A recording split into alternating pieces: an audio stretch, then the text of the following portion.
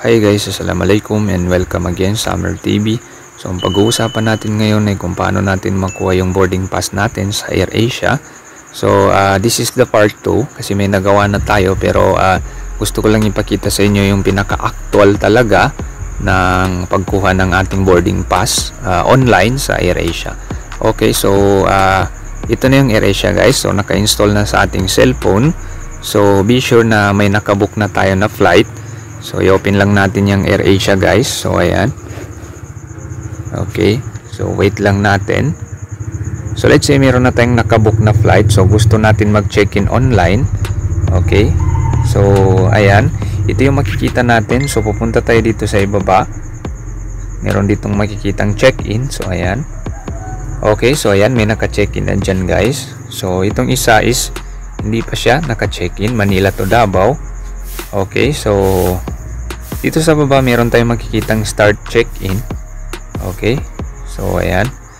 So kailangan pa natin lagay yung booking number and then yung first name or surname ng passenger. So hindi na natin kailangan maglagay dyan. So pindutin lang natin itong Manila to Davao. Ayan, not check-in. Okay, so ayan, pindutin lang natin yan. Okay, so pindutin natin ulit itong check-in. Okay, so ayan.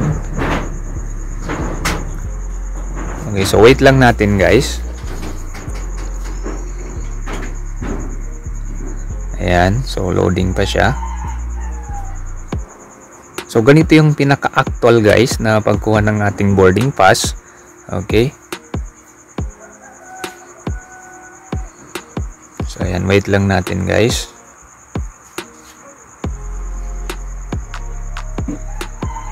Okay, so ayan. So ito na yung mga passengers natin guys. So dalawa sila dyan. So let's say kukunin natin lahat yung kanilang boarding pass. So i-check lang natin yan, yung box dyan. Okay. So ilagay lang natin yung residence nila. So Philippines. Ayan. Then itong isa. Okay, so Philippines din. Ayan. Okay. So ayan, as you can see, complete na yung makikita natin dyan guys. Then continue lang tayo. Ayan. So wait lang natin guys.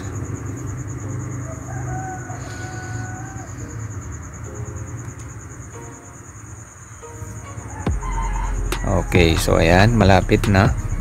Okay, so agree lang tayo guys. Yes, I agree. Ayan.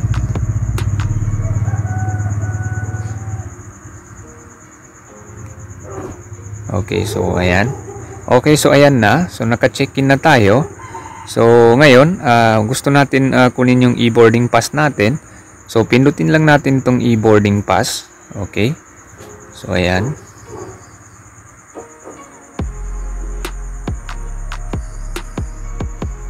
Okay, so ayan na. So, yan na yung e-boarding pass natin guys. So, screenshot lang natin yan. Ayan. Okay, so yan lang yung ipapakita natin ngayon dun sa airport.